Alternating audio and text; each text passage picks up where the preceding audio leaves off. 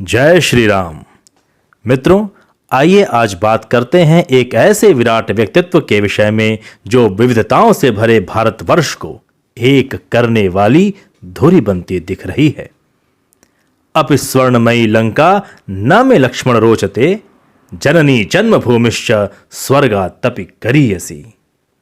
भाई लक्ष्मण, यह लंका सोने की बनी हुई है, फिर भी इसमें मेरी कोई रुचि नहीं है। जानते हो क्यों? क्योंकि जननी यानी मां और जन्मभूमि यानी राष्ट्र स्वर्ग से भी महान है, श्रेष्ठ है। शायद इसीलिए इकबाल जी ने कहा था कि है राम के वजूद पर हिंदुस्तान को नाज, है राम के वजूद पर हिंदुस्तान को नाज, अहले नजर समझते हैं उनको इमाम हिंद। मित्रों, राम सत्य है, राम का नाम सत्य है। यही वजह है कि धरती और अनंत व्योम में राम रमे हैं रोम रोम में। तो चलिए संसार के पालनहार माने जाने वाले श्री हरि विष्णु जी के 7वें अवतार मर्यादा पुरुषोत्तम श्री राम से कुछ सीखने की कोशिश करते हैं। मित्रों, संघर्ष ही जीवन है और संघर्ष करने वालों के लिए भारत रत्न माननीय अटल जी की चंद पंक्तियां याद आ रही हैं कि हार नहीं मानूंगा, रार नहीं ठानूंगा, हार नहीं मानूंगा, रार नहीं ठानूंगा, काल के कपाल पर लिखता मिटाता हूं, गीत नया गाता हूं, गीत नया गाता हूं। श्री राम सिखाते हैं कि कभी हार मत मानो। जरा सोचिए कि दशानन अति बलशाली लंकेश रावण श्री राम की पत्नी सीता जी का अपहरण कर कोसों दूर लंका ले जाता है और अशोक वाटिका में खुली जेल में रख देता है। क्या होता यदि हम आप श्री राम की जगह होते? जीवन में कभी भी यह न सही किंतु इसी प्रकार की कोई परिस्थिति सामने आ जाए तो क्या हमें हार मान लेनी चाहिए? कदापि नहीं। लक्ष्य के प्रति यदि समर्पण हो तो असंभव सी लगने वाली चीज भी संभव हो जाती है। सामने महासागर की तीव्र लहरें भी श्री राम को रोक न सकीं। वे पीछे हटने या हार मानने के बारे में कभी सोचे तक नहीं।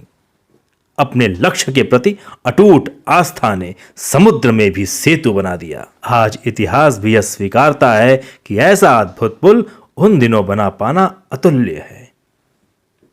मेघनाद, कुंभकर्ण और स्वयं रावण जैसे अद्वितीय योद्धाओं से लड़ना, सबसे प्रिय भाई लक्ष्मण की मृत्यु तुल्य स्थिति और स्वयं भी नागपाश में बंध जाने के बावजूद आत्मविश्वास कमजोर न होने दिया श्री राम ने और कहने पर मजबूर कर दिया कि कुछ किए बिना यूं ही जय जयकार नहीं होती और कोशिश करने वालों की कभी हार नहीं होती। मित्रों, यदि हमने भी जीवन में कोई लक्ष्य बनाया है तो उसे प्राप्त करने की राह पर चलते रहें। दिन, महीना, साल लगे तो लगे, असफलताएं मिले तो मिले, हिम्मत नहीं हारना है। श्री राम सिखाते हैं कि स्थिति परिस्थिति कैसी भी रहे, शांत रहो, धैर्य रखो। महान साम्राज्य अयोध्या के सम्राट बनने का अवसर मिला तो भी शांत, दूसरे ही दिन वनवास के लिए तैयार हुए तो भी शांत, कई अपने पिछड़े तो भी शांत रहे, कईयों का वध करना पड़ा तो भी शांत रहे। इस शांति में धैर्य है और धैर्यवान व्यक्ति ही सही निर्णय ले पाता है। हमारे जीवन में भी कभी ऐसी परिस्थिति आ जाती है या आ सकती है जो हमें विचलित करने लगे, तब हमें घबराना नहीं है, खुद को शांत रखते हुए उचित निर्णय लेना है।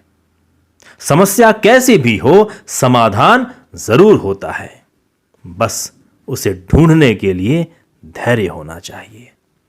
सहनशील बने, राजा, लोगों के भगवान होते हुए भी वनवासी होने का कठिन जीवन सहर्ष जिया श्री राम ने। श्री राम प्रेम के प्रतीक हैं। वो हर व्यक्ति से प्रेम करना सिखाते हैं। लोग कहते हैं कि भरत अयोध्या का राज सिंहासन हथियाना चाहते हैं, तो भी वे भरत से प्रेम करते हैं, क्योंकि उनके प्रेम में निश्चलता है और यह निश्चल प्रेम भरत के त्याग की विश्व में अनूठी पहचान बना देता है। अपनी मां कौशल्या के साथ अपनी सौतेली मां कैकेयी से भी वैसा ही प्रेम करते हैं, जो कि आश्चर्यजनक है। यही वजह है कि मां कैकेयी द्वारा पुत्र राम को वनवास भेजना ही एक राजा को भगवान बना देता है। भाई लक्ष्मण के प्रति राम का प्रेम ही था कि बड़े भाई को वनवास जाता देख स्वमेव लक्ष्मण वन जाना स्वीकारते हैं, और वो भी बिना पत्नी के। ऐसी मिसाल भला कहां मिलेगी। राम दासी को भी मां मंथरा कहते हैं।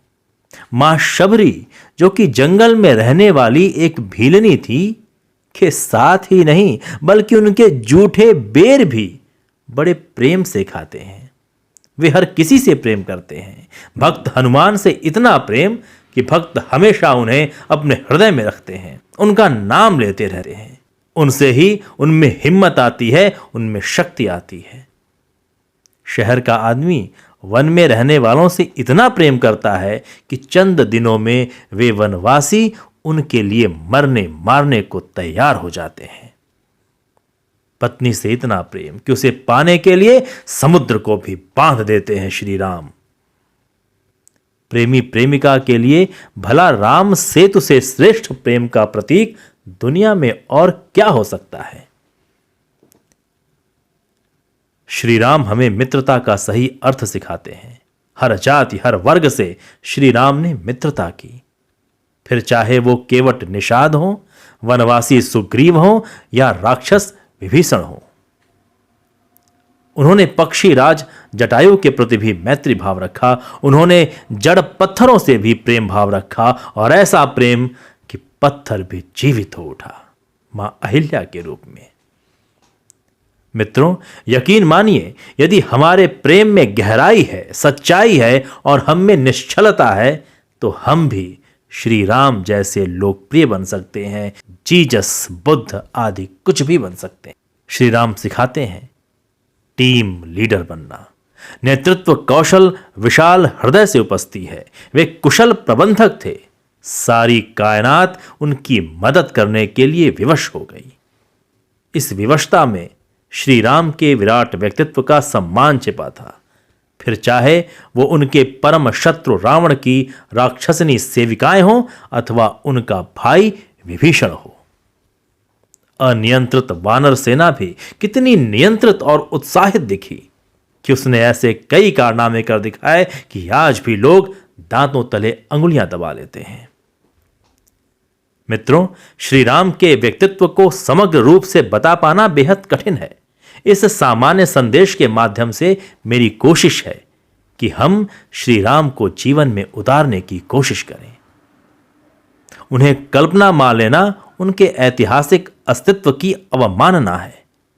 कितना अच्छा हो कि संसार राममय हो जाए, जिससे भी मिले हंसते मुस्कुराते मिले, सबसे प्रेम करे, रावण समान अपने परम शत्रु को भी क्षमा करने की क्षमता रखता हो, अपने माता पिता की आज्ञा को सर्वोपरि माने, अपने गुरु के प्रति सच्चा समर्पण हो, ज्ञान ध्यान में महारत हो, दूसरों को भी सुने और दूसरे उसे भी सुने, दूरदृष्टा हो। मित्रों, ये मेरी एक छोटी सी कोशिश थी। आपने भगवान श्री राम से क्या सीखा, आप कमेंट कर अवश्य बताएं। अंत में यही कहना चाहूँगा कि अहंकार का त्याग करें, विनम्र हों, किंतु याद रखें, विनय न मानत जलधि जड़, गए 3 दिन बीत, बोले राम सकोब तब, भय बिन होए न प्रीत, भय बिन होए न प्रीत। जय श्री राम। फिर मिलेंगे।